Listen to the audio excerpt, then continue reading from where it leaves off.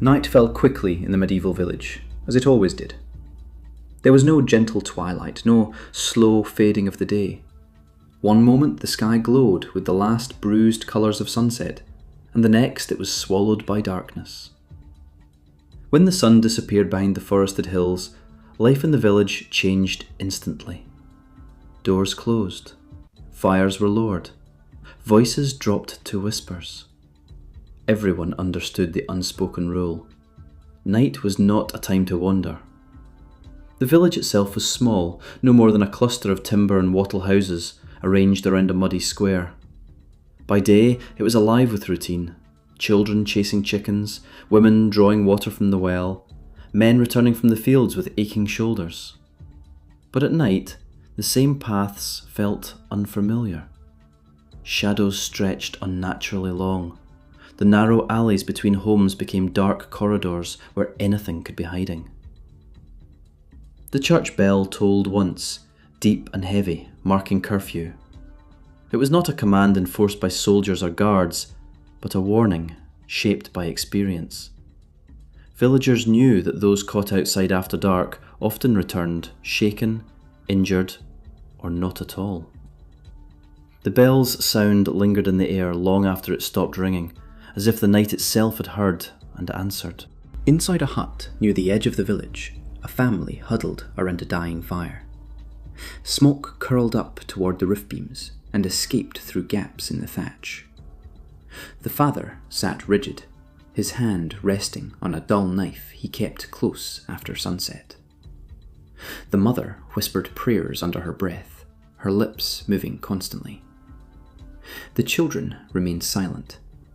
They had learned young that questions were dangerous once night arrived. Beyond the last row of houses, the forest pressed close. By daylight, it provided wood, berries, and game. By night, it became something else entirely. The trees stood packed together like a wall, their branches tangled and dark. Villagers swore they heard voices drifting from its depths.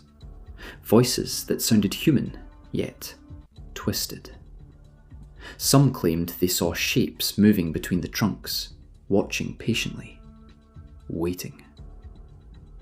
No one entered the forest after sunset. Not hunters, not travellers, not even those desperate for firewood.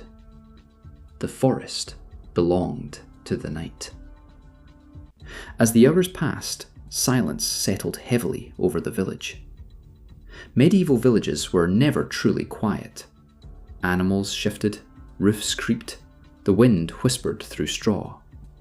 But every sound now carried menace. A distant howl could be a wolf, or something mimicking one.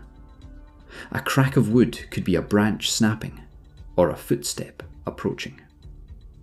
Then a scream shattered the darkness. It came from the far end of the village, sharp and sudden, cut off almost immediately.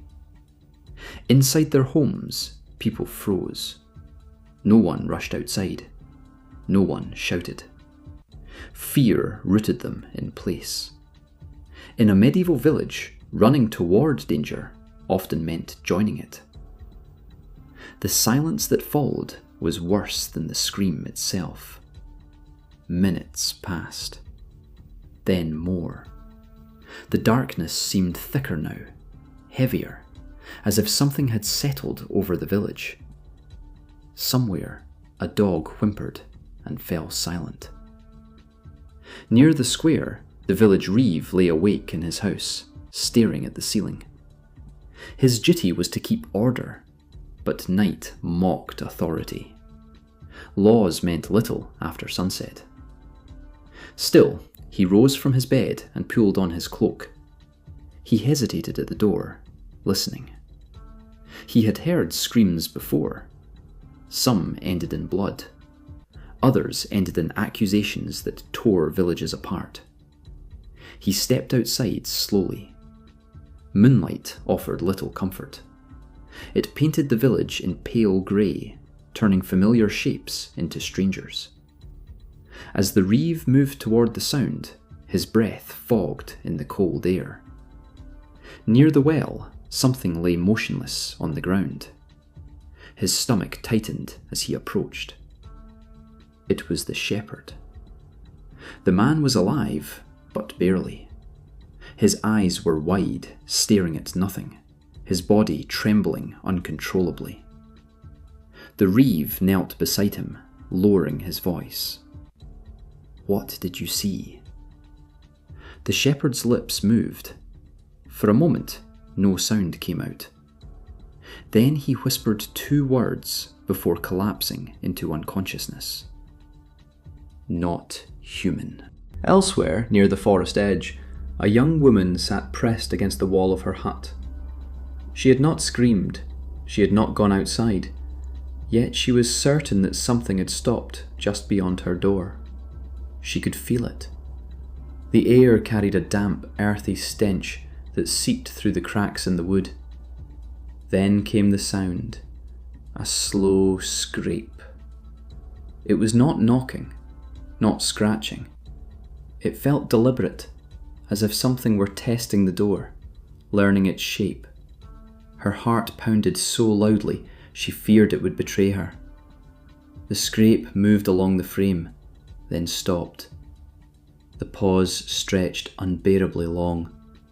Finally, footsteps retreated into the darkness. She did not sleep again that night. As the hours dragged on, more signs appeared. A dog broke free of its rope and vanished, leaving only torn earth behind. A cow was found dead in its stall, its neck twisted at an impossible angle.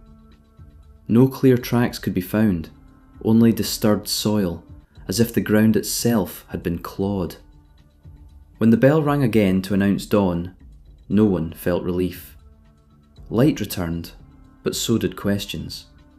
Villagers gathered in the square, drawn together by fear as much as habit. Whispers spread quickly.